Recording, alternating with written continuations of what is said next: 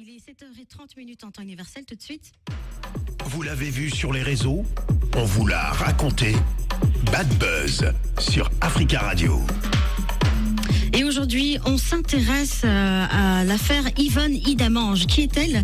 Une mère de famille de 4 enfants, mais surtout une activiste qui a été condamnée à 15 ans de prison ferme au Rwanda, accusée d'incitation à la violence et à l'insurrection notamment. Il faut savoir qu'elle avait été arrêtée le 15 février 2021. Et donc, pour cette femme de 44 ans, la sanction est tombée. On va y revenir sur cette actualité avec notre invité. Il s'agit d'Hervé Chezeville, ex-responsable humanitaire. Il a notamment passé 24 années en Afrique. Il est également auteur de l'ouvrage Rwanda, 25 ans de mensonges. Hervé Chezeville, bonjour. Bonjour. Merci d'avoir accepté notre invitation et de répondre à nos questions pour nous éclairer sur cette affaire. Alors, pour commencer, est-ce que vous pouvez nous dire qui est cette Yvonne Idamange, en dehors des propos que je viens de tenir ? Oui, bien sûr. Vous l'avez présentée comme étant une activiste. Oui. En fait, il y a moins d'un an encore, ce n'était pas une activiste du tout, c'était une illustre inconnue. Oui. C'est une simple ménagère, une simple mère de famille, rescapée du génocide contre les Tutsis en 1994, avec tout le poids psychologique que cela peut représenter, Oui. qui, face à la difficulté de survivre de surcroît dans cette période de Covid, où le gouvernement rwandais avait établi des mesures extrêmement strictes, voire dures, Oui. qui empêchaient le petit peuple de vaquer à ses occupations normales, et en particulier aux femmes qui s'impliquaient dans des activités génératrices de revenus, comme beaucoup de femmes africaines, Oui. se sont retrouvées du jour au lendemain privées de revenus. Donc Yvonne Idamange est en fait une femme désespérée, une mère de famille désespérée, qui a craqué et qui a décidé de parler. Elle a donc créé une chaîne YouTube, Oui. et cette chaîne YouTube, dans un pays où les espaces de liberté sont relativement restreints, Oui, on peut le dire. eh bien, c'est rapidement devenu un succès, puisque très vite, elle a eu 18 900 abonnés, Oui. et certaines de ses vidéos se sont vues à plus de 100 000 fois, essentiellement, bien sûr, des Rwandais, puisqu'elle ne s'exprime qu'en Kinyarwanda, la langue du pays. Oui. Donc, ça prouve que beaucoup de Rwandais qui n'osaient pas parler se sont reconnus dans ses propos. Oui, effectivement, c'est difficile pour un Rwandais de s'exprimer. Si on tient compte notamment du classement 2021 de Reporters sans frontières, en termes de liberté de la presse, le Rwanda se situe à la 156e position sur 180, et c'est d'ailleurs une place de moins par rapport à l'an 2000. Vous l'avez dit, en fait, vous avez évoqué les discours qu'Yvonne Idamange a pu tenir sur le coronavirus et les mesures prises par le gouvernement. En fait, on lui reproche beaucoup de choses. Notamment, je le disais, des propos critiques sur les commémorations du génocide. Elle critiquait également le président Paul Kagame, et elle a été jusqu'à tenir des propos dans lesquels elle affirmait que le président Paul Kagame était mort. Comment en est-elle arrivée là ? Alors, elle n'a fait que reprendre la rumeur, parce que tant à l'extérieur du Rwanda qu'à l'intérieur du Rwanda, pendant pratiquement 10 mois, la rumeur a couru que le président Paul Kagame était mort. Oui. Le président Paul Kagame ne nous a pas habitués à être absent des médias. Or, pendant 10 mois, il a été totalement absent. Donc, les gens ont commencé à se poser des questions légitimement.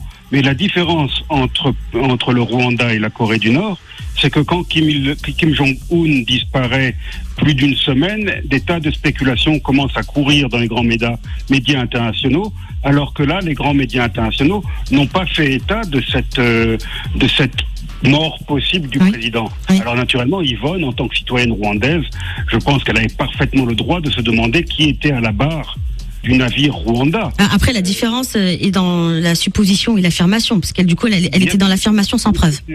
Bien sûr, mais bon, encore une fois, Yvonne Idamange n'est pas une politicienne, c'est pas une activiste.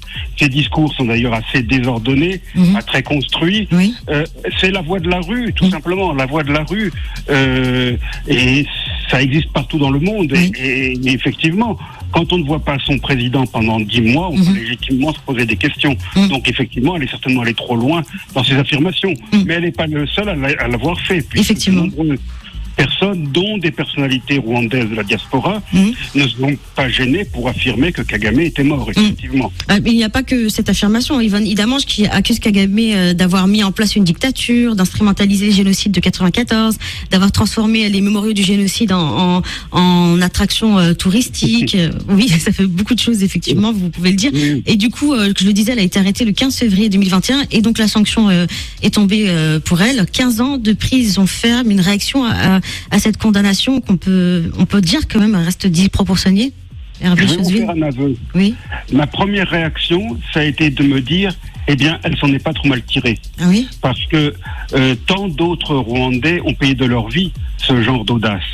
J'ai une pensée émue, en particulier pour l'artiste et chanteur Kizito Mihigo, activiste de la réconciliation, qu'on a retrouvé mort dans un cachot à Kigali il y a moins de 2 ans, et tant d'autres encore, des illustres inconnus également. Donc, je pense que Yvonne Idamange doit sa survie à la médiatisation, au bruit que les Rwandais de la diaspora, mais même de l'intérieur, et également des gens à l'extérieur comme des non-rwandais, ont fait autour de cette arrestation.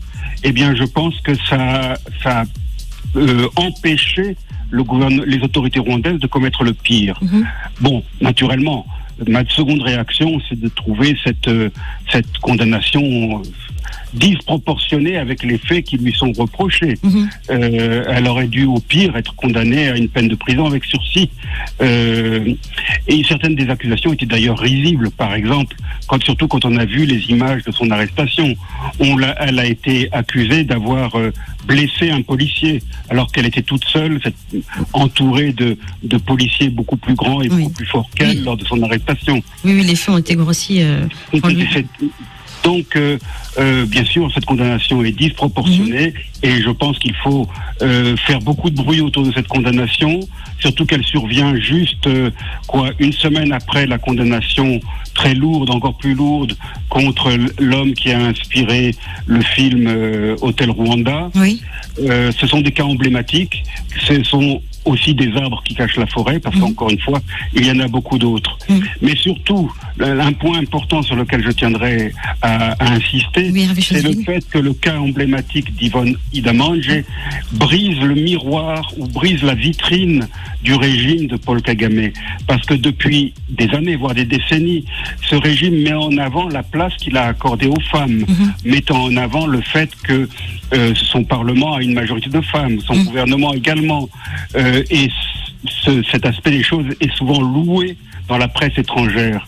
Or, avec le cas d'Yvonne Idamange qui survient après les arrestations de femmes qui avaient tenté de se présenter à l'élection présidentielle. On voit que la réalité est tout autre qu'en fait. Ça montre au monde entier la réalité que ce régime en fait n'est pas un régime féministe, c'est le régime d'un homme et de quelques comparses et un régime qui ne recule devant rien pour imposer son autorité et pour s'accrocher au pouvoir. Yvonne Idamange a également appelé à manifester à plusieurs reprises les Rwandais pour plus de liberté d'expression, pour plus de droits économiques et du coup avec son arrestation qui a été très largement médiatisée, est-ce que vous pensez qu'il est possible de changer, de faire changer cette sanction, ces 15 ans de prison qui ont été confirmés à son encontre? Est-ce que vous pensez justement qu'avec la médiatisation de cette affaire aussi, on pourra retrouver du soutien rwandais au cours de certaines manifestations dans le pays? Des manifestations, il n'y en aura pas. Oui. Ce régime ne recule devant rien pour réprimer toute tentative de manifestation. Donc, je ne crois vraiment pas, sauf en cas de vacance du pouvoir et que à ce moment-là le barrage cède. Mais autrement, je ne vois pas la possibilité de manifestation. Par contre, je crois davantage aux pressions internationales. Avec les Kagame ONG, a longtemps été le chéri de grandes puissances occidentales et de certains bailleurs de fonds. Donc, je pense que encore une fois, cette affaire entache son image de marque. Et ça, je sais que Kagame y est très sensible. Et je le rappelle, c'était donc pas la première arrestation de personnes qui s'expriment sur les réseaux sociaux, sur YouTube notamment, en abordant des sujets rwandais, disons, controversés. Depuis un an, d'après l'ONG Human Rights Watch, au moins 8 personnes. On va parler d'Aimable. Aimable, dont j'ai oublié, Kasserika, où je me souviens plus son nom de famille. Cet universitaire artiste rwandais qui a été, pour la même raison, arrêté quelques jours après Yvonne, qui lui-même était aussi survivant du génocide contre les Tutsis de 94. Et que savez-vous de son cas? Il est toujours derrière les barreaux, il est toujours en prison? Il est toujours derrière les barreaux, il est en attente de procès, mais son cas est emblématique parce qu'il a osé dire sur YouTube que les assassins de ses parents n'étaient pas les Interamwe et les extrémistes Hutus, mais en fait des soldats du FPR. C'est-à-dire le régime actuel.